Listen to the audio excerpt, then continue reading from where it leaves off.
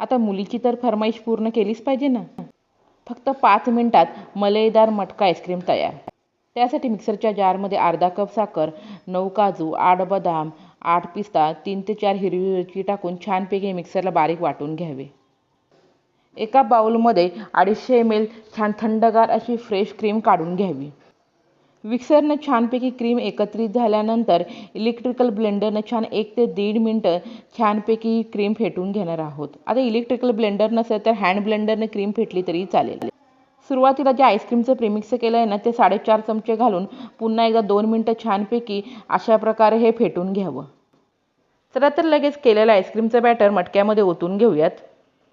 ओतून घेतल्यानंतर थोडंसं ड्रायफ्रूट आणि अशा प्रकारे प्लॅस्टिकच्या कागदाने त्याला रबर लावून बंद करून घ्यावं. रात्रभर छानपैकी आईस्क्रीम या ठिकाणी सेट झालेलं आहे. ते देखील बर्फ जमा न होता. धन्यवाद.